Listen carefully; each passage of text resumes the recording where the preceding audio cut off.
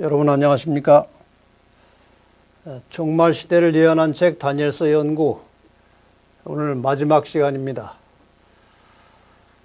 우리는 지난 다니엘서 1장부터 12장까지 공부를 자세하게 다 하지는 못했지만 중요한 부분들 그리고 기본적인 뼈대와 같은 부분들은 대략 다 공부를 했습니다. 오늘 마지막과 제13과 진토에서 빛나는 별로라는 주제로 다니엘서 마지막 장 12장을 공부하겠습니다. 지혜 있는 자는 궁창의 빛과 같이 빛날 것이요 많은 사람을 옳은 대로 돌아오게 한 자는 별과 같이 영원토록 빛나리라. 다니엘서 12장 3절 말씀. 다니엘서의 내용 가운데 이 마지막 부분에 정말 빛나는 말씀이 기록되어 있습니다. 이 말씀에 대해서는 마지막 부분에 가서 좀 설명을 상세하게 드리겠습니다. 다니엘서 12장의 내용을 좀 잠시 살펴보겠습니다. 다니엘 이 12장은 10장부터 12장 예언 묶음의 결론임과 동시에 다니엘 전체의 결론이라고 할 수 있습니다. 다니엘 1장은 이렇게 시작했습니다. 하나님 말씀에 불순종해서 바벨론 나라의 포로로 잡혀온 유다 나라의 운명을 말하고 있습니다. 그리고 마지막 장 다니엘서 12장의 결론은 유다인을 포함해서 하나님의 말씀에 충실하게 살아온 그의 백성들 전체가 마침내 영원한 상급을 받는 장면으로 끝납니다. 우리가 그동안 다니엘서를 통해서 여러 가지 많은 교훈들을 살펴보았습니다만 다시 한번 요약하자면 다른 신을 경배하도록 강요받았을 때에 목숨을 걸고 하나님의 말씀에 충실하게 살았던 다니엘과 그 세 친구들의 경험은 종말 시대에 구원받을 하나님의 백성들의 모습을 대표하고 있는 것입니다. 그래서 우리는 이 다니엘서를 공부하면서 그 내용 자체를 살피고 연구하는 것도 중요하지만 다니엘과 그 세 친구들, 특별히 다니엘을 통해서 나타나고 보여진 이 다니엘의 인품과 신앙에 대해서 깊이 생각하면서 이 마지막 시대의 하나님의 은혜로 또 그리스도의 재림을 통해서 구원받을 백성들이 어떤 사람인지를 우리는 어렴풋이 깨닫게 되었습니다. 12장 1절부터 4절까지는 예수님의 재림과 마지막 때에 대한 언급이 나옵니다. 그리고 5절부터 7절까지는 마지막 시기에 관한 대화가 나오고요. 그 다음에 8절부터 10절까지는 그 계시의 일부를 다니엘이 깨닫게 됩니다. 그 다음에 11절부터 13절은 특별한 기간에 대한 계시가 나타납니다. 대략 이런 내용으로 보시면 되겠습니다. 다니엘서는 선, 하나님과 악, 사탄 사이에서 일어나는 싸움의 역사와 그 역사 속에 등장하는 왕들의 이야기를 다루고 있습니다. 그리고 인류의 역사를 통해서 세상의 악한 나라들이 하나님을 대적하고 그 백성들을 핍박하지만 결국 그 모든 악의 세력과 왕들은 하나님의 심판으로 망할 것입니다. 특히 12장에서는 인류 역사의 마지막에 왕 중의 왕이신 예수 그리스도가 미가엘이라고 하는 이름으로 등장해서 세상의 모든 악을 멸절시키고 그 백성을 구원하시는 이 마지막에 아주 극적인 장면이 나옵니다. 자, 일요일 소제목 우리의 군주 미가엘이라고 하는 제목으로 잠시 공부를 하겠습니다. 다니엘 12장 1절 그때에 내 민족을 호위하는 큰 군주 미가엘이 일어날 것이요 또 환란이 있으리니. 여기 미가엘이 등장합니다. 선악의 싸움에서 하나님의 백성들을 인도하시고 지켜주시는 사령관은 이 땅에 오셔서 인자가 되셨던 예수 그리스도이십니다. 그분만이 미가엘이십니다. 다니엘의 예수님의 이름이 몇 가지가 나타나는데 7장에는 인자라는 이름으로 나타나고 8장에는 군대의 주제 그리고 9장에서는 기름 부음을 받은 왕, 그리고 12장에서는 미가엘이라고 하는 이름으로 예수님께서 나타나셨습니다. 이미 저희가 한번 공부한 대로 미가엘이라고 하는 말의 뜻은 누가 하나님과 같은가 이런 뜻입니다. 이것은 천사의 이름으로는 사용할 수 없습니다. 이것은 예수님이 사용하시는 호칭이죠. 꽤 많은 사람들이 여기 미가엘을 자꾸 천사 중에 하나인 천사장이라고 설명하기도 하는데 이 이름을 보면 천사의 이름이 아닙니다. 누가 하나님과 같은가? 계시록 12장에 루스벨이 하나님처럼 높아지려고 하나님을 대적해 일어났을 때 그 사탄을 대적해서 일어나신 예수님의 이름이 미가엘로 나타납니다. 여기에 미가엘은 예수 그리스도이십니다. 이 미가엘이 언제 일어나는가에 대해서 12장 1절에 보면은 그때에라고 하는 말이 나옵니다. 그때에. 자, 이 그때라고 하는 시점이 언젠가, 미가엘이 등장하는 이 그때가 언젠가 하는 것이죠. 여러분이 아시는 대로 원래 성경에는 이 장절이 없습니다. 이 장과 절은 후일에 인쇄업자들이 붙여놓은 것이라고 전해지고 있습니다. 그러니까 성경 원문에는 이 장과 절이 구분되어 있지 않기 때문에 11장 마지막과 12장 처음은 그냥 붙어 있는 겁니다. 그러므로 12장 1절에 나오는 그때에는 11장의 마지막 부분, 즉 북방왕, 교황권이 일어나서 말세에 하나님의 백성들을 핍박하며 세력을 행사하고 있을 때를 말합니다. 그러니까 이 역사의 마지막 부분에 이 교황의 권세가 하나님을 대적하고 그 백성들을 핍박하는 그때에 미가엘이 나타나신다 그 말이죠. 11장 44절에 우리가 공부한 대로 이 북방왕이 동북에서의 소문을 듣고 번민하게 됩니다. 그 소문이 바로 예수님의 재림의 소문이 있죠. 그 소문이 지금 현실로 나타난 것입니다. 미가엘이 일어났다고 할 때 그 일어나다라고 하는 말은 히브리어로 아마드인데 뜻은 위치를 취하다 혹은 여호와 앞에 서다 그런 뜻입니다. 예수 그리스도께서 왕으로 나타나시는 장면, 그리고 심판자이신 그리스도를 상징하는 것입니다. 미가엘이 일어났다, 왕으로 그분이 나타나셨다. 그리고 그분은 심판자이시다. 이런 의미를 갖습니다. 예수 그리스도는 우리의 왕이시고 우리의 심판자이심을 가르쳐주고 있습니다. 그 다음에 월요일에는 이제 책에 기록됨이라고 하는 제목이 붙어 있습니다. 책에 기록된 자가 구원을 받을 것이다. 이런 내용이 나옵니다. 1절 하단에 보면 또 환란이 있으리니 이는 개국 이래로 그때까지 없던 환란일 것이며 그때 내 백성 중 무릇 책에 기록된 모든 자가 구원을 얻을 것이라. 책에 기록된 자가 구원을 얻을 것이다. 요한계시록 13장 8절에도 보면은 죽임을 당한 어린 양의 생명책에 창세 이후로 농명되지 못하고 이 땅에 사는 자들은 다 짐승에게 경배하리라. 여기는 책 이름까지 나옵니다. 생명책에, 어린 양의 생명책에 이름이 기록된 자들이 구원을 받는다. 이제 그런 뜻입니다. 이 책에 기록되었다는 말은 심판과 관련을 갖습니다. 심판의 결과 그리스도의 공로를 의지하여 구원에 합당한 자로 판결이 난 자들의 이름을 기록해 두는 책이 있다는 말입니다.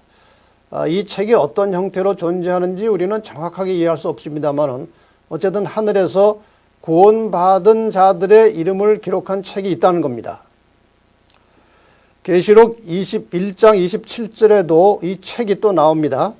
무엇이든지 속된 것이나 가증한 일 또는 거짓말하는 자는 결코 그리로 들어오지 못하되 오직 어린 양의 생명책에 기록된 자들 뿐이니라. 어린 양의 생명책에 기록된 자들이 구원을 받겠다 그 말씀이죠. 근데 여기서 좀 특이할 만한 부분은 거짓말하는 자는 그 책에 이름이 기록되지 않는다는 것입니다. 이 거짓말한다는 게 무엇일까요? 요한계시록을 기록한 사도 요한이 스스로 말한 거짓말은 이런 것입니다. 요한일서 2장 4절. 저를 아노라 하고 그의 계명을 지키지 아니하는 자는 거짓말하는 자요. 그러니까 이 하나님의 계명은 사람이 심판을 받고 구원받는데 굉장히 중요한 단서입니다. 근데 많은 사람들이 계명을 지킬 수 없다고 해서 계명을 아예 생각지도 않고 지키는 것은 불가능하다고 말하면서 지킬 생각을 하지 않는 경향이 많이 있습니다. 그런데 여기 분명히 말씀하십니다. 그 계명을 지키지 않는 자, 하나님을 안다고 하면서도 계명을 지키지 않는 것이 거짓말이라고 그랬습니다. 그럼 어떻게 우리가 계명을 완벽하게 지킬 수 있습니까? 우리가 성령의 능력을 의지해서 최선을 다해서 하나님의 능력을 빌려서 하나님의 말씀에 순종을 해야 됩니다. 그러나 인간이라 또 연약한 죄된 본성을 가지고 있기 때문에 실수하고 넘어질 수 있어요. 그렇게 될 경우는 즉시 그리스도의 보혈로 죄를 씻어내고 용서를 받은 상태로 있어야 하는 것입니다. 그러니까 어린 양의 생명책에 기록된 자들은 죄가 없는 상태를 유지해야 되는 것입니다. 계명에 순종하거나 아니면 혹시 실수할 때 신속히 죄를 해결하고 죄 없는 상태로 유지된 자들이 어린 양의 생명책에 이름이 기록된다는 말이죠.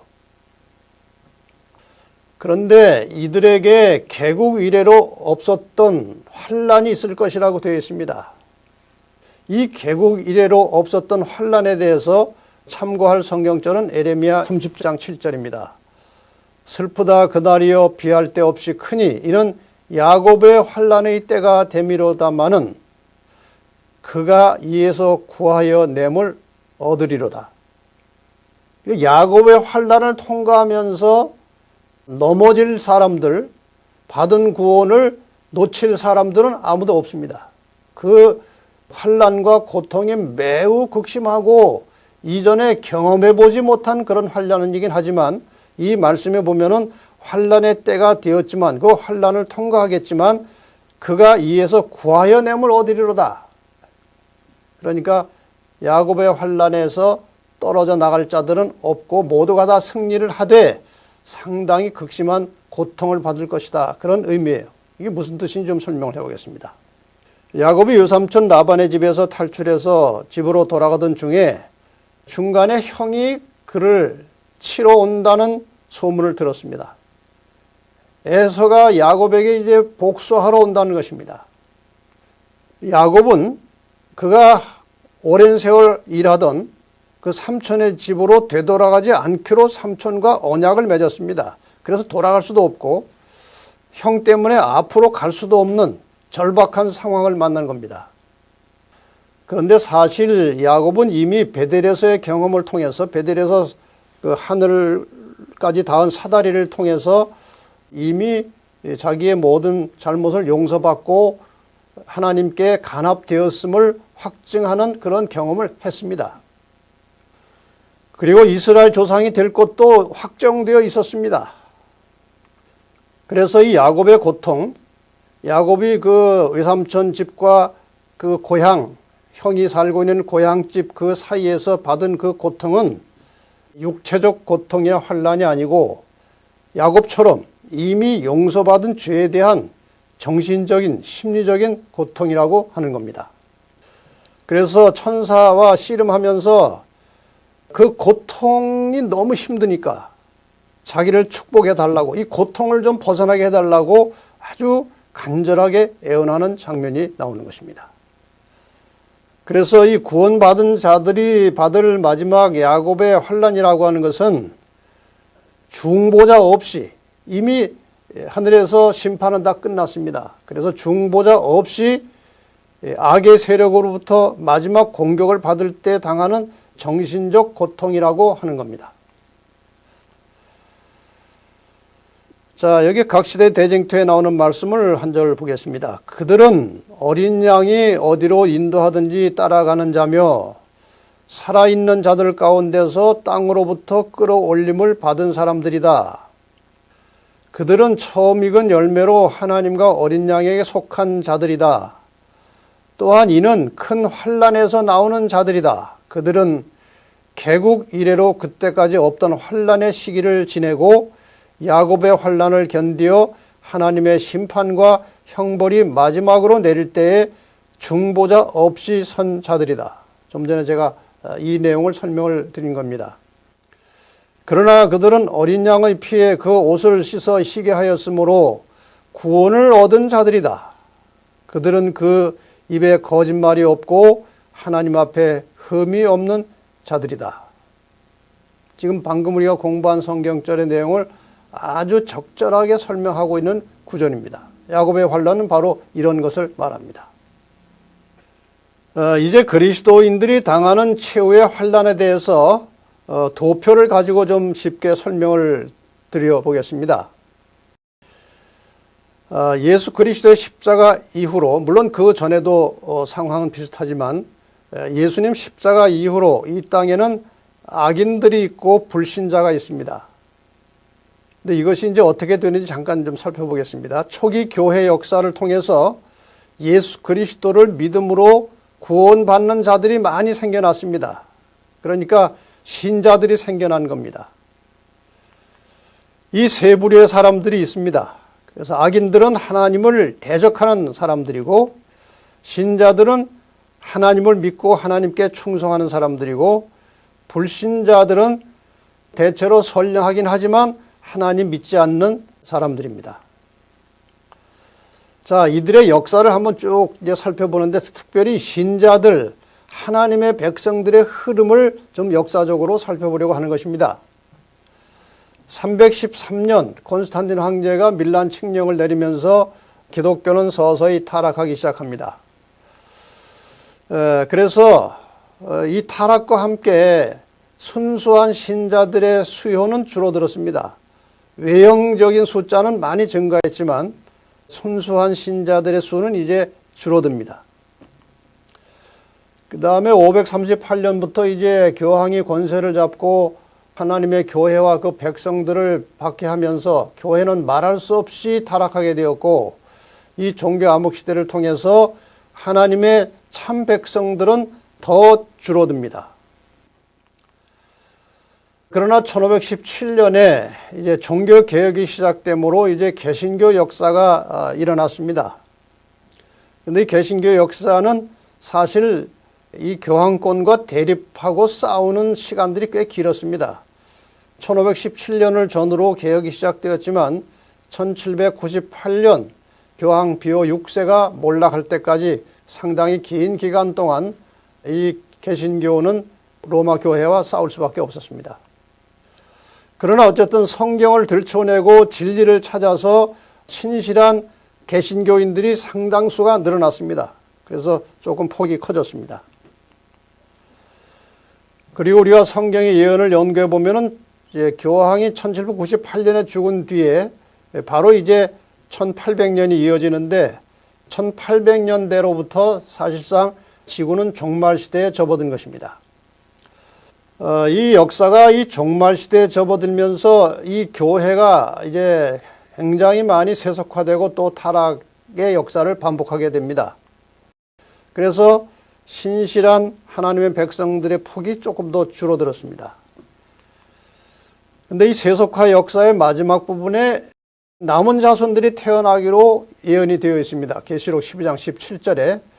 그리고 이 남은 자손들이 언젠가부터는 또다시 격렬한 핍박을 받게 될 것입니다.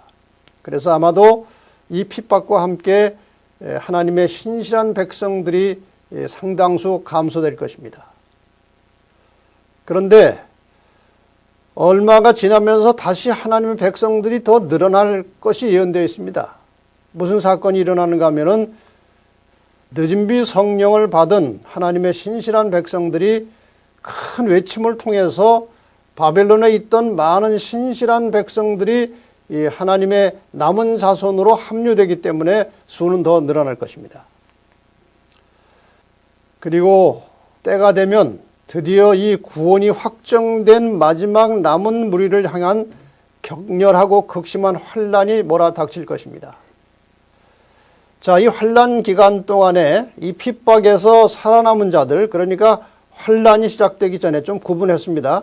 일반적인 핍박과 마지막에 구원받은 하나님의 백성들이 당할 극심한 환난, 이 속에 야곱의 환난이 포함되는 것입니다. 이 핍박에서 살아남은 자들은 구원이 확정된 것이고 또 그들은 마지막 야곱의 환난을 당할 것이지만 마침내 구원을 받습니다. 그래서 이 핍박에서 살아남은 자들은 계속 그 수요가 유지돼서 환난을 통과합니다. 그리고 환난을 다 지난 다음에 예수께서 재림하십니다.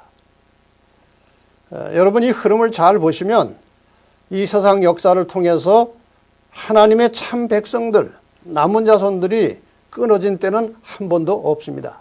이렇게 해서 이 마지막에 구원받을 백성들이 최종적으로 당하는 그 환난을 개국 이래로 경험해 보지 못한 그런 환난을 받을 것인데, 결국 구원받은 자들은 그 환난을 다 통과하고 마침내 영원한 생명으로 들어간다는 것입니다. 자, 이제 세 번째 화요일 소지 부활이라는 제목으로 공부를 좀 더 하겠습니다. 다니엘 12장 2절과 3절에 보면 땅의 티끌 가운데서 자는 자 중에서 많은 사람이 깨어나 영생을 받는 자도 있겠고 수치를 당하여서 영원히 부끄러움을 당할 자도 있을 것이며 지혜 있는 자는 궁창의 빛과 같이 빛날 것이요 많은 사람을 옳은 대로 돌아오게 한 자는 별과 같이 영원토록 빛나리라. 자, 이 성경절이 말하는 두 가지 요점이 있습니다. 첫째는 의인의 부활과 악인의 부활에 대해서 설명하고 있습니다. 의인들은 영생을 받을 것이고 악인들도 부활은 하지만 부끄러움을 당할 것이다. 이런 말씀이 나옵니다. 요한복음 5장 28절과 29절에 예수님께서 말씀하셨습니다. 이를 기이 여기지 말라. 무덤 속에 있는 자가 다 그의 음성을 들을 때가 오나니 선한 일을 행한 자는 생명의 부활로 악한 일을 행한 자는 심판의 부활로 나오리라. 그러니까 이 지구상에 살다가 죽었던 모든 사람들은 한 번 부활합니다. 생명의 부활로 일어나든지 심판의 부활로 일어납니다. 그 다음에 두 번째 요점은 전도하는 사람들이 받을 보상에 대해서 특별한 언급이 기록되어 있습니다. 많은 사람을 옳은 대로 돌아오게 한 자, 복음을 전해서 사람들을 깨우치고 가르쳐서 하나님을 믿도록 인도한 자들은 별과 같이 영원히 빛나리라. 복음을 전하는 것은 구원받은 그리스도인의 선택 과목이 아니고 필수 과목입니다. 하면 좋고 안 해도 되는 것이 아니고 구원받은 그리스도인들은 반드시 받은 복음과 이 구원의 기별을 다른 사람에게 전해야 하는 겁니다. 그래서 구원받은 모든 사람들은 그 복음을 전함으로 그 복음을 듣고 돌아온 사람들이 있기 때문에 별과 같이 빛날 것이다. 이렇게 말씀하셨습니다. 이 부활과 관련된 중요한 몇 성경절들을 좀 살펴보겠습니다. 데살로니가전서 4장 16절에 보면 주께서 호령과 천사장의 소리와 하나님의 나팔로 친히 하늘로 쫓아 강림하시리니 그리스도 안에서 죽은 자들이 먼저 일어나고 부활한다는 말이죠. 그 다음에 고린도전서 15장 52절에 보면 나팔 소리가 나매 죽은 자들이 썩지 아니할 것으로 다시 살고 우리도 변화하리라. 이 우리라고 하는 것은 예수님이 재림하실 때 살아있던 사람들을 말하는 것이죠.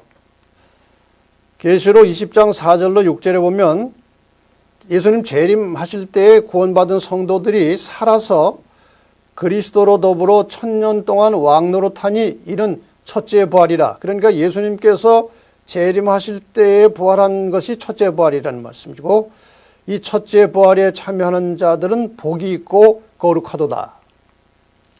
그 다음에 계시록 20장 5절에 보면 그 나머지 죽은 자들은 1000년이 차기까지 살지 못하더라 그랬습니다. 이 나머지 죽은 자들이 누굽니까? 예수님이 재림하실 때에 죽었던 의인들은 부활하고 또 살아있던 의인들이 죽었다 부활한 성도들과 함께 공중으로 끌어올려서 공중에서 주님을 만날 겁니다. 그리고 하늘로 올라갑니다. 그 나머지 죽은 자들은 예수님 재림하실 때에 살아있던 자들은 그때 모두 다 죽게 됩니다. 그래서 그 나머지 죽은 자들은 그 천년이 차기까지 살지 못하더라. 그러니까 구원받은 이후에 예수께서 재림하신 이후에 천년이라는 기간이 언급되어 나옵니다. 그러니까 이 나머지 죽은 자들, 이 악한 자들은 죽은 다음에 천년 동안 죽은 상태로 있을 것이다. 이 말의 또 다른 숨은 뜻은 천년이 지나고 나면 잠깐 부활하여 일어날 것이다 라는 의미를 갖고 있는 것입니다.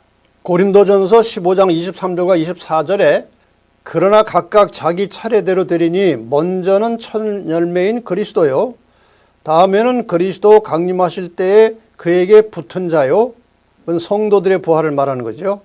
그 후에는 나중이니 저가 모든 정사와 모든 권세와 능력을 멸하시고 나라를 아버지 하나님께 바칠 때라. 이 세 단계의 이 부활을 통해서 우리가 어렴풋하게 알 수 있는 것은 부활의 첫 열매는 예수 그리스도이십니다.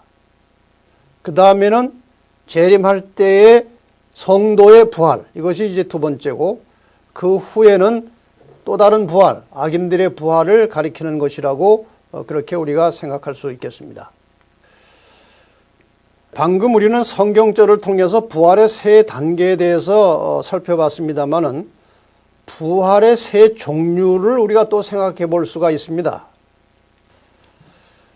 생명의 부활, 이것은 첫째 부활이죠. 예수님 재림할 때 성도들의 부활, 첫째 부활이고요. 그 다음에 나머지 죽은 악인들은 천년의 차기까지 살지 못하더라 그랬어요. 근데 이 천년 동안에 어떤 일이 벌어졌는지 한번 또 봅시다. 계시록 20장 12절에 보면 내가 또 보니 죽은 자들이 물은 대소하고 그 보좌 앞에 섰는데 책들이 펴 있고 또 다른 책이 펴졌으니 그 다른 책은 뭡니까? 곧 생명책이라. 죽은 자들이 자기 행위를 따라 책들에 기록된 대로 심판을 받으니, 그러니까 생명책에는 구원받은 성도들의 이름이 기록되어 있고 책들, 이것은 뭐 아마 한 권 이상이기 때문에 책들이라고 그랬겠죠. 이 책들에는 죄인들의 죄가 기록되어 있다는 뜻입니다. 왜냐하면 자기 행위를 따라 책들에 기록된 대로 심판을 받는다고 말씀했습니다. 드디어 천년이 찼습니다. 이 천년이 찬 다음에 일어날 사건은 상당히 더 복잡합니다만은 아시는 분은 대략 다 아십니다.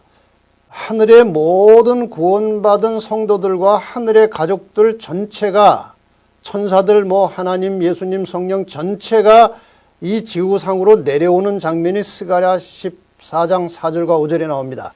그러니까 예수님께서 세 번째 이 지구상에 내려오시는 겁니다. 이렇게 하늘의 모든 가족들이 이 땅에 내려오고 새 예루살렘도 내려온 상태에서 악인들이 부활하는 장면이 나옵니다. 그것이 바로 심판의 부활이라고 하는 겁니다. 악인들이 다 살아난 것입니다. 자, 그래서 이제 이 살아난 악인들은 계속 살아있는 것이 아니고 자기의 행위대로 그 죄책에 기록된 대로 이제 불심판을 받아서 멸망을 당합니다. 그래서 그 악인들이 부활했다가 다시 죽는 그 죽음을 둘째 사망이라고 합니다.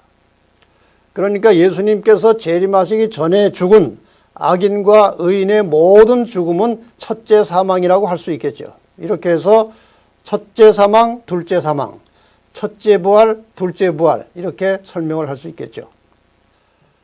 계시록 1장 7절에 보면 이런 말씀이 있습니다. 볼지어다 구름을 타고 오시리라. 각인의 눈이 그를 보겠고 그를 찌른 자들도 볼 터이요. 이 말이 조금 우리가 생소한 것이죠. 왜냐하면 예수님께서 재림하실 때에 의인들이 부활합니다. 죽은 성도들이 부활하는데 여기에 보니까 예수님께서 재림하시는 모습을 그를 찌른 자들도 볼 터이요 이렇게 되어 있습니다. 그러니까 아마도 이런 사람들이 예수님의 죽음, 예수님을 십자가에 못 박는 일에 있어서 아주 격렬하게 적극적으로 가담했던 사람들이 잠시 일어나서 그 영광스러운, 자기들이 그렇게 잔인하게 못 박아 죽였던 그 예수 그리스도께서 영광스럽게 재림하시는 장면을 볼 수 있다는 것이죠. 이것을 우리가 특별부활이라고 합니다. 그러니까 이 특별부활은 예수님께서 재림하시기 직전에 아마 일어날 사건이라고 보는 겁니다. 그래서 부활해가지고 재림하시는 장면을 본다는 겁니다. 그 다음에 여기 또 하나의 특별부활에 대한 유추할 수 있는 성경절이 하나 있습니다. 계시록 14장 13절입니다. 자금 이후로 주 안에서 죽는 자들은 복이 있도다 하시매 성령이 가라사대 그러하다 저희 수고를 그치고 쉬리니 이는 저희의 행한 일이 따름이라. 이 사람들에 대한 특별한 언급이 뭘까요? 계시록 14장은 세 천사의 기별이 전파되는 장면입니다. 이 세 천사의 기별이 전파되면서 자금 이후로 주 안에서 죽은 자가 복이 있다는 것은 이 세 천사의 기별을 듣고 믿고 그 말씀을 따라가다가 죽은 자들의 복을 말하는 것입니다. 그래서 우리가 이 특별 부활 가운데에 이 자금 이후로 세 천사의 기별을 듣고 믿고 따라가다가 잠든 사람들의 부활을 또 역시 특별 부활에 포함시킬 수 있다는 것입니다. 나중에 이 문제는 끄트머리에 한번 설명을 다시 하게 되겠습니다. 그 다음에 이제 수요일 날에는 이제 봉인된 책이라고 하는 제목입니다. 이건 우리가 아주 익히 아는 성경절이죠. 다니엘아 마지막 때까지 이 말을 간수하고 이 글을 봉함하라. 많은 사람이 빨리 왕래하며 지식이 더하리라. 자, 우리가 이 말씀을 공부하기 전에 이 마지막 때라고 하는 것에 대한 정의를 좀 내려놓고 넘어가겠습니다. 538년 교황권이 확립됐고요. 1517년에 종교개혁이 있었고 1798년에 이제 교황이 몰락합니다. 이 기간이 이제 1260년입니다. 하나님의 백성들이 핍박받고 이 교회가 큰 어려움을 당했던 시기죠. 1260년. 그 다음에 1798년에서 얼마의 세월이 지나면 예수님께서 재림하시겠죠. 1798년으로부터 예수님 재림 때까지를 이제 성경적으로 말세라고 합니다. 자, 그러니까 이 마지막 때는 방금 우리가 공부하신 대로 1798년부터 재림 때까지를 말세 혹은 마지막 때라고 합니다.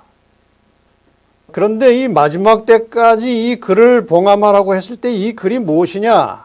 사실상 이 다니엘서 예언은 종교개혁 시대부터 상당 부분이 해석되어 왔었습니다. 그런데 이 말세 1798년 이후로부터 본격적으로 해석되고 적용되기 시작한 것은 2300주야입니다. 그래서 말세에 들어와서 비로소 종말에 관한 계시라고 할 수 있는 2300주야까지 모두가 다 해결되었던 겁니다. 그래서 이 다니엘 12장 4절에 이 글을 봉함하라고 했을 때 이 봉함된 글은 다니엘서 전체가 아니고 2300주야와 관련된 예언이라고 할 수 있습니다. 특히 마지막 때에 일어날 여러 가지 현상과 징조로서 많은 사람이 빨리 왕래하고 지식이 더해질 것이다 라는 언급이 있는데 이 말을 조금 더 설명을 드리겠습니다. 말세가 성경이 말하고 있는 이 말세가 시작되면서 교통수단이 급속하게 발달됩니다.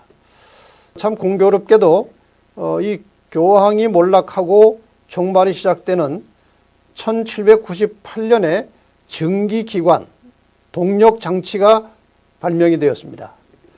그 다음에 1808년에 기선, 동력으로 가는 큰 배가 만들어졌고 1814년에 기관차가 만들어지고 1525년에 기차가 만들어지고 1896년에 자동차가 만들어지고 1906년에 비행기가 만들어져서 오늘날 계속 발전을 거듭해서 엄청난 속도로 수많은 사람들이 움직여 다니고 있습니다.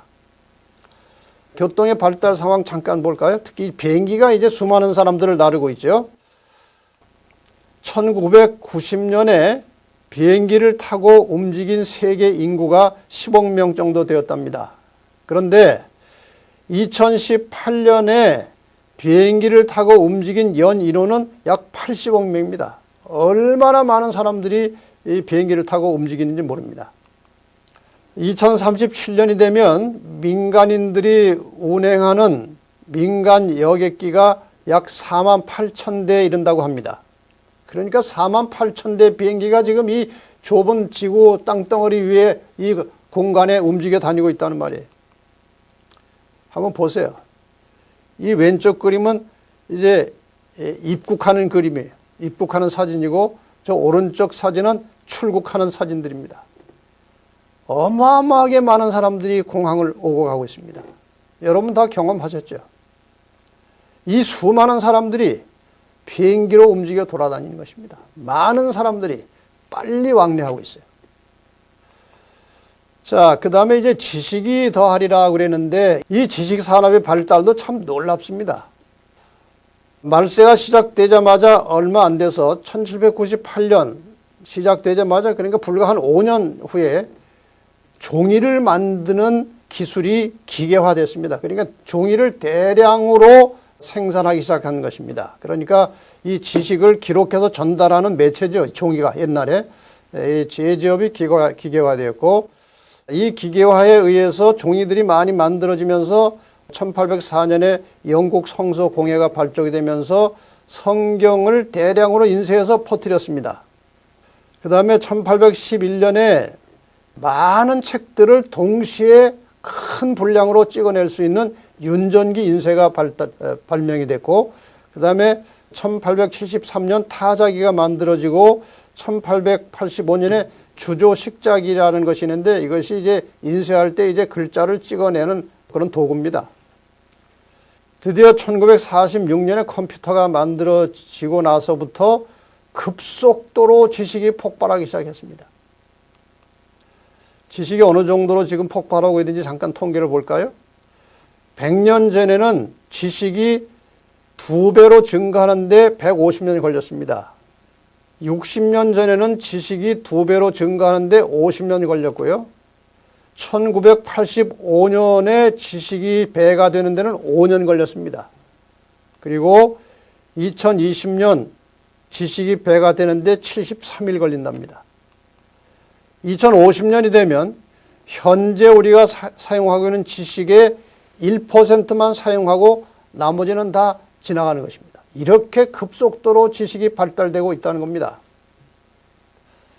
근데 여기에서 빨리 왕래하며라고 하는 이 말씀에 대한 생각을 조금 다른 각도에서 한 번 더 할 필요가 있습니다. 이 빨리 왕래한다는 말은 사람이 이렇게 어떤 교통수단을 이용해서 오고 가는 그런 것도 포함되고 있지만 여기 히브리어로 슈트라고 하는 이 빨리 왕래한다는 말에 대해서 이런 성경 해석이 상당히 이제 그 힘을 받고 있습니다. 이 빨리 왕래한다는 말에 슈트라는 단어는 이리저리 돌아다니다 그런 뜻이랍니다. 우리 본교 성경 주석 8권 553페이지에 보면 많은 주석자들은 슈트가 여기서 은유적인 의미로 사용되었으며 성경 전체를 열심히 탐구하여 그 결과 다니엘서의 예언들에 관한 지식이 증가되는 것을 묘사한다고 믿는다. 그러니까 많은 사람들이 빨리 왕래한다는 의미도 들어있지만 이것을 은유적으로 풀 때는 성경 전체를 깊이 있게 열심히 탐구한 결과 다니엘서에 관한 지식이 증가된다는 뜻입니다. 각 시대의 대쟁투 356쪽에도 1798년 이후로 다니엘서가 개봉되고 예언의 지식은 증가되었으며 많은 사람이 심판이 가까웠다는 엄숙한 기별을 전하기 시작하였다. 이런 말씀이 나옵니다. 실제로 역사적인 그 과정에서도 보면은 18세기 말과 19세기 초에 다니엘서와 요한계시록의 예언들에 관한 새로운 관심이 세계 각곳에서 일어났다. 이 예언들에 대한 연구로 인해 그리스도의 재림이 가까워졌다는 믿음이 널리 퍼졌다. 그러니까 우리가 성경 예언을 연구하면은 거의 결론이 무엇인가 하면은 그리스도의 재림 아니면 하나님의 심판, 하나님의 심판을 통해서 인간 나라의 역사가, 인간의 권세가 깨어지고 하나님께서 이 땅에 나라를 세우신다는 그런 내용이 거의 예언의 결론입니다. 그래서 예언 연구를 열심히 하면서 예수께서 이 땅에 재림하심으로 하나님의 왕권이 이 땅에 세워질 것이다 라고 하는 그런 인식이 신속하게 많이 퍼져나갔습니다.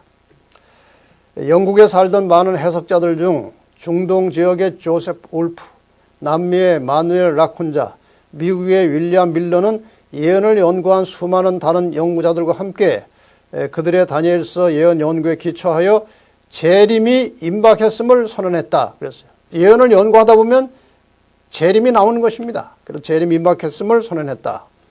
그런 확신은 오늘날 전 세계적인 운동을 추진하는 힘이 되었다. 오늘날 전 세계적으로 재림의 소식을 전파하는 일에 있어서 이러한 이전의 연구들이 큰 기초가 되고 힘이 되었다. 그런 말씀이에요.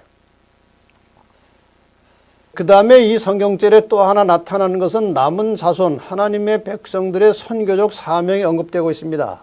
3절에 보면은 이미 아까 봤습니다마는 지혜 있는 자는 궁창의 빛과 같이 빛날 것이요 많은 사람을 옳은 대로 돌아오게 한 자는 별과 같이 영원토록 비치리라. 그리고 9절과 10절에 대저 이 말은 마지막 때까지 간수하고 봉황할 것임이니라. 많은 사람이 연단을 받아 스스로 정결케 하며 시게 할 것이나 악한 사람은 악을 행하리니 악한 자는 아무도 깨닫지 못하되 오직 지혜 있는 자는 깨달으리라. 자, 이 말씀을 가지고 우리가 잘 분석해 보면 지혜 있는 자는 다니엘 예언을 깨달을 수 있다는 말입니다. 지혜 있는 자는 다니엘의 예언을 깨달은 자입니다. 여러분이 지금 다니엘 예언을 깨달으셨다면 지혜 있는 자입니다.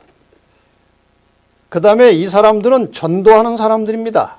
많은 사람들을 옳은 대로 돌아오게 하는 자. 자, 잘 여러분 이 말씀을 생각해 보시기 바랍니다.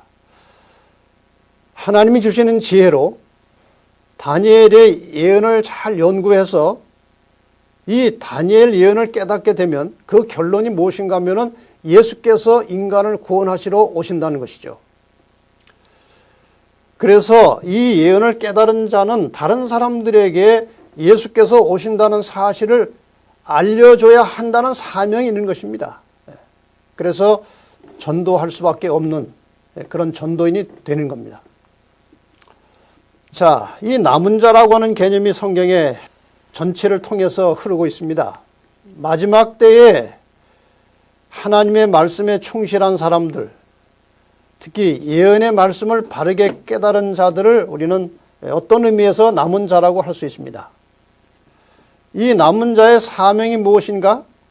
다니엘서의 예언을 요한계시록의 말씀과 함께 이 종말의 시대의 세상 모든 사람들에게 이 기별을 전파하는 것이 남은 자의 사명입니다. 그러니까 이 말세의 그리스도인들은 다니엘과 계시록의 말씀을 잘 살피고 연구해서 그 예언의 말씀들이 전하고 증거하고 가르치는 그리스도의 재림과 또 재림을 위해서 어떻게 준비하고 살아야 될지를 자신에게 적용함과 동시에 다른 사람에게 전해야 된다는 것입니다.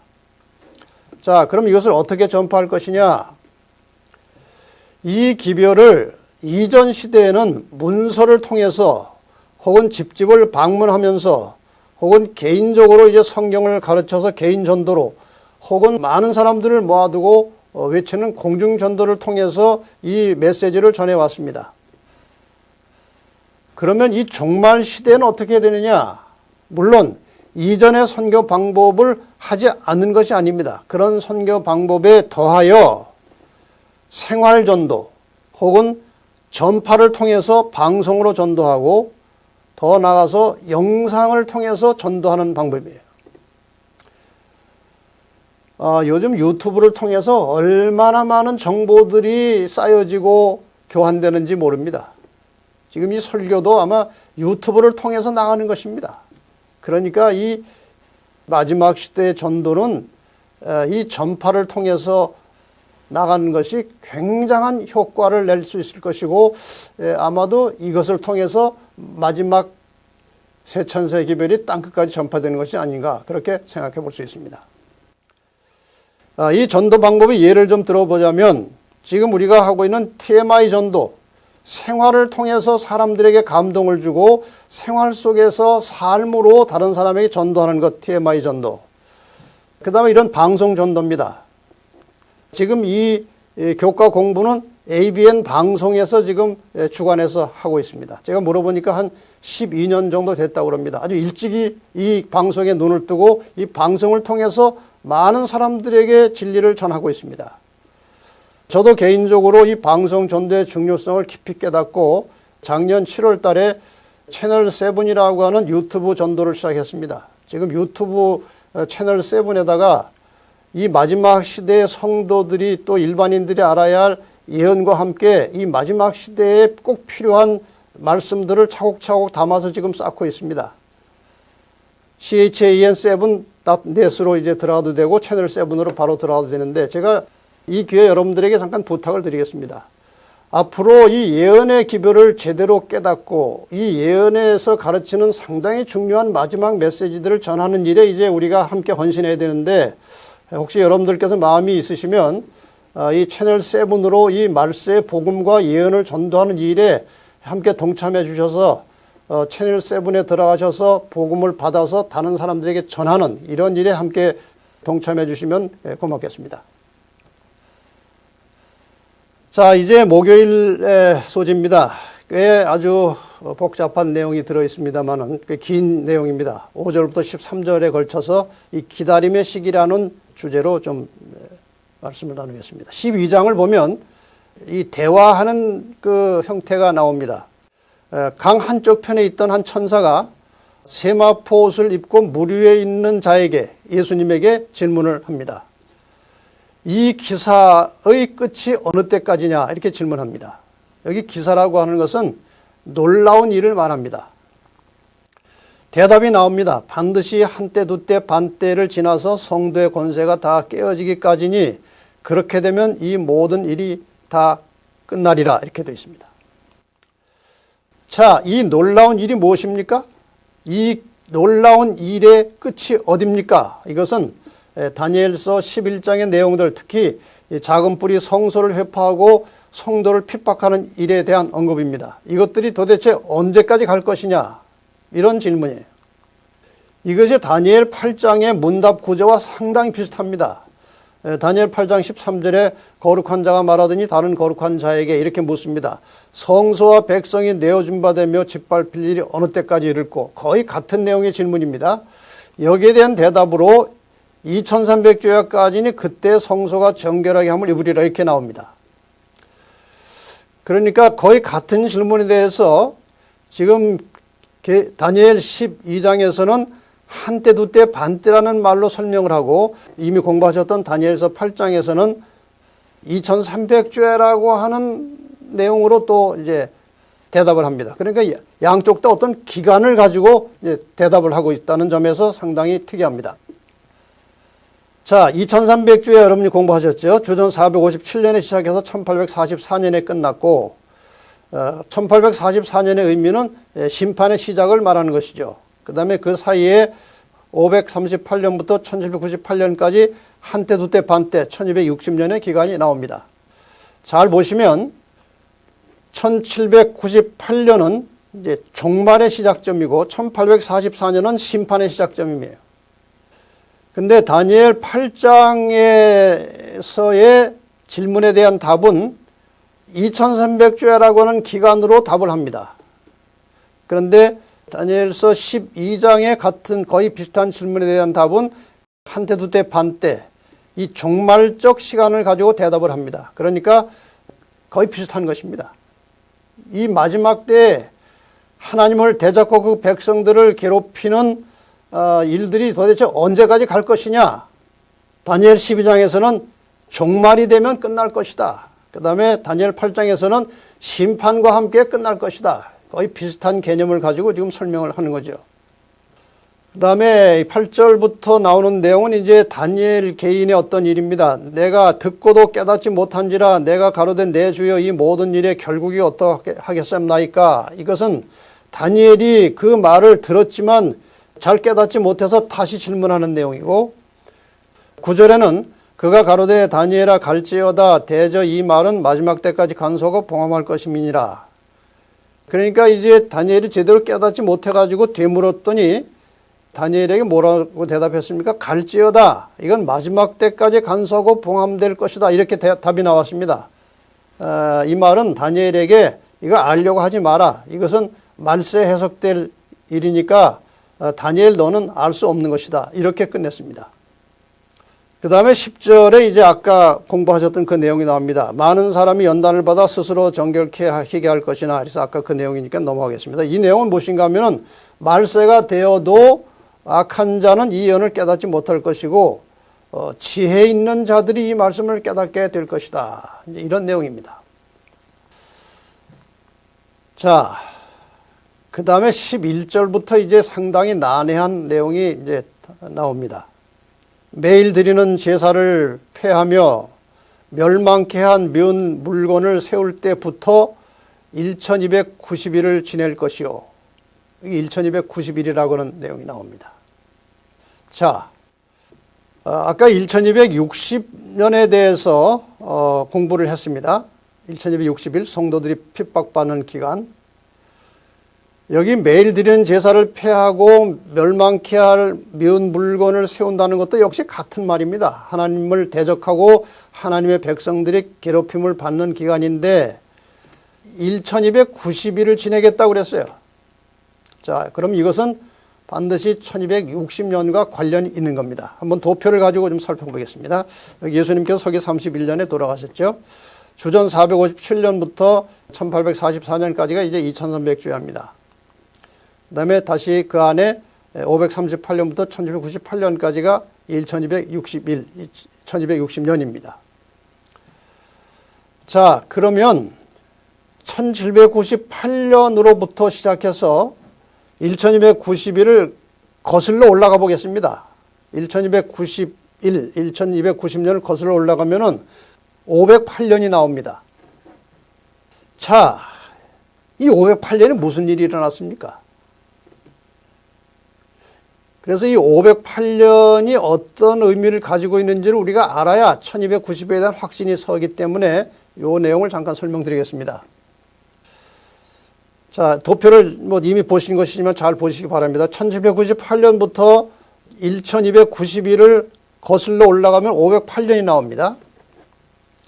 이 내용을 좀 참고하시면 좋겠습니다. 476년 소로마가 게르만 민족에게 망하고 그 다음에 이제 로마 교회의 힘이 커지기 시작했지만 신학적으로 그 당시 논쟁이 있었는데 이 교황, 로마 교회 교황 쪽은 아다나시우스 신조를 믿고 있었는데 그 반대쪽에 아리안주의가 있었습니다. 그 아리안주의를 믿는 이 게르만 민족들 때문에 방해가 되어 있었습니다. 그런데 이런 사건이 벌어진 겁니다. 게르만 민족 국가 프랑크 왕국의 왕 클로비스가 카톨릭 신자와 결혼했습니다. 그 아내가 카톨릭 신자였습니다. 그 아내의 감화와 아내의 설득에 의해서 이 클로비스 왕이 507년에 침례를 받고 이방인 왕 중에서 최초로 기독교 신자가 되었습니다. 그래서 이 클로비스 왕하고 교황이 이렇게 가까워진 겁니다. 친해진 겁니다. 이런 사건을 연유로 해서 이 교회와 세상의 세력 사이에 이렇게 결탁이 생긴 것이죠. 클로비스는 가톨릭의 적대 세력이었던 소코트, 아리안주의죠. 소코트를 몰아내고 508년에 동로마 황제 아나스타시우스 1세 황제로부터 로마의 집정관이라는 칭호를 받고 나서 권세가 확고해지게 되었습니다. 아주 힘이 생겼습니다. 그러니까 이 교회의 우두머리인 이 교황이 이 클로비스와 가까워지면서 큰 힘을 얻게 됐다는 말이죠. 이때로부터 로마 교황권은 힘을 얻기 시작했고 538년에는 동로마의 힘을 빌려서 마지막 아리안주의 세력인 동코트를 몰아냄으로써 명실공히 이전의 서로마의 그 지역에서 권력자가 되었다는 것입니다. 우리가 다니엘서 7장의 작은 뿔을 공부할 때 세 뿔을 뽑아버렸다고 말할 때 그 세 뿔이 이제 헤롤리, 반달, 그 다음에 돈코트 이렇게 설명을 했습니다. 그러나 실제 그 이전에 이미 이 돈코트뿐이 아니고 서코트도 마찬가지로 이 교황권에 대해서 상당한 적대적인 세력이었습니다. 그래서 지금 여기에서는 서코트를 점령하고 그 다음에 이 동로마 황제로부터 큰 힘을 얻어가지고 마침내 이 교황이 제대로 힘을 발휘하기 시작하는 508년을 여기서 설정하고 있는 것입니다. 그래서 508년부터 교황이 실제로 힘을 얻고 있었는데 여전히 장애물이 계속되어 있었습니다. 그래서 마지막 장애물인 돈코트를 538년에 정복하고 마침내 이 교황의 전성기가 시작됐기 때문에 1260년의 시작점을 538년으로 보는 것입니다. 여기 역사적으로 나온 이 사진에 보면 뭐 화가마다 다 이제 묘사하는 방법이 다르지만 507년에 클로비스 왕이 침례를 받는 장면이 나옵니다. 명확하게 이 클로비스 왕의 침례 사건은 역사적 사실이었습니다. 12절에 기다려서 1335일까지 이르는 그 사람은 복이 있으리라. 그런데 언제부터 1335일인지는 기산점이 나와 있지 않습니다. 어떻게 우리가 기산점을 잡아야 합니까? 바로 직전에 나왔던 1290일의 시작점을 1335일의 기산점으로 잡는 것이 당연합니다. 시작점은 거기밖에 없으니까요. 그래서 508년부터 1335일을 가면 1335년이 지나면 몇 년이 되는가 하면은 1843년이 나옵니다. 자, 그러면 1843년은 또 무슨 해인가? 1844년은 우리가 익숙해져 있는데 1843년은 무슨 해입니까? 자, 도표를 다시 한번 보십시다. 508부터 1335가 지나고 나면 1843이에요. 여기서 이제 참고적으로 우리가 알고 넘어가야 될 사항이 또 한 가지 있습니다. 2300주야에 기초한 재림운동에 참여한 사람들은 2300주야가 1843년에 끝나는 것으로 계산했습니다. 이미 설명드렸던 대로 주전에서 주로 넘어가는 그 계산 속에서 1년이 누락되어 있었습니다. 그래서 초기에는 1843년을 향해서 재림운동이 진행되어 있었던 것입니다. 실제로 2300주야는 1844년 가을에 끝납니다. 그러니까 2300주야가 끝나는 그 마지막 해는 1843년 가을에서 1844년 가을까지를 말합니다. 이 당시 재림운동에 참여해서 재림을 기다리던 사람들은 1843년 가을에 예수님이 재림하는 것으로 믿고 준비하고 기다리고 있었습니다. 이 사람들이 복이 있으리라는 말씀의 의미가 무엇인가 하는 것입니다. 그래서 아까 보셨던 성경절을 다시 한번 지금 확인할 수밖에 없습니다. 왜 이 사람들이 복이 있느냐? 계시록 14장 13절에 자금 이후로 주 안에서 죽는 자들은 복이 있도다 그랬어요. 아까 이미 설명드린 대로 계시록 14장에 이 세 천사의 기별을 깨닫고 믿고 잠든 자들에게는 특별한 보상, 특별 부활이 주어질 것이라고 해석하고 있는 것입니다. 여기에 마지막 사건들이라고 하는 책에 보면은 이 내용이 상당히 실감나게 묘사되어 있습니다. 무덤은 열리고 땅의 티끌 가운데서 자는 자 중에 많이 깨어 영생을 얻는 자도 있겠고 수욕을 받아서 무궁히 부끄러움을 입은 자도 있을 것이다. 셋째 천사의 기별을 믿고 죽은 사람들은 모두 영화롭게 된 몸으로 무덤에서 나와 하나님의 율법을 지킨 자에게 주는 하나님과의 평화의 언약을 듣는다. 그를 찌른 자들, 그리스도의 죽음의 고통을 조소하고 조롱한 자들, 그리스도의 진리와 그분의 백성들을 몹시 핍박한 자들도 또한 일어나서 영광 중에 계신 그분을 쳐다보고 충성되고 온유한 사람들에게 주어지는 영광을 보게 된다. 여기 특별 부활에 대해서 설명하면서 예수님을 죽이는 일에 적극 동참한 악한 사람들과 또 세 천사의 기별을 믿고 죽은 사람들이 이 특별 부활에 참여해서 마지막 예수 그리스도의 재림을 직접 목도하게 될 것이다. 이렇게 되어 있습니다. 자, 이제 성경의 예언은 이제 다 끝났습니다. 다니엘과 이 천사들과의 대화도 끝난 것 같습니다. 그리고 마지막에 이제 다니엘이 이런 말을 듣게 됩니다. 너는 가서 마지막을 기다리라. 이는 내가 평안히 쉬다가 끝날에는 내 업을 누릴 것임이니라. 성경에 나오는 인물 중에서 하나님께 가장 충직한 종이었던 다니엘의 임종의 시간이 다가왔습니다. 이때 다니엘의 나이가 90을 갓 넘긴 90대 초반이었을 것이라고 예측할 수 있습니다. 하나님께서는 그에게 이제 마지막 때 주님이 오시는 날까지 평안히 쉬라고 말씀을 하십니다. 예수님 재림하시는 날 다니엘에게는 영원한 생명의 선물이 주어질 것입니다. 이 다니엘의 이 마지막 장면과 관련돼서 우리 성경통신학교에서 나오는 다니엘 연구 206쪽에 감동적인 구절이 있어서 좀 읽어드리면서 마무리하겠습니다. 18세의 어린 나이에 정든 고향과 사랑하는 부모와 가족의 곁을 떠나 만리 타양 이국에서 파란만장한 80년 나그네의 생애를 살아온 다니엘. 그는 민족의 소망과 인류의 구원이 약속되고 조상의 어리서린 예루살렘과 그 성전의 황폐를 마음 아파하던 위대한 애국자였다. 그는 왕과 사자들 앞에서는 태연자각한 거인이었지만 동족의 운명과 하나님의 영광을 위해서는 그처럼 애절하게 몸져 눕기까지 하였다. 그는 세계 대제국들의 흥망성쇠가 어지럽게 교차한 세계사의 십자로에서 나라들과 왕들의 운명을 좌우하던 늠름한 선지자여 정치가로서 대제국의 높은 재상이었지만 하나님 앞에서는 어린아이처럼 겸손했던 기도의 사람, 말씀의 사람이었다. 지성과 영성의 거물이었던 다니엘의 위대한 일생도 이제 서서히 저물어갔다. 그리스도께서 노령의 다니엘을 위로하면서 장래에 재림하실 때 죽은 자 가운데서 그를 영생의 부활로 일으킬 것을 약속하셨다. 주님 오시는 그날 우리 모두는 다니엘을 만날 수 있을 것이다. 이 마지막 구절은 제가 그냥 붙인 것입니다. 여러분 다니엘 한번 보고 싶죠? 이때 꼭 다니엘을 한번 만나면 좋겠습니다. 자, 이제 전체를 마감하면서 조금 더 깊은 연구를 위해서 한 가지 또 말씀을 좀 더 드리겠습니다.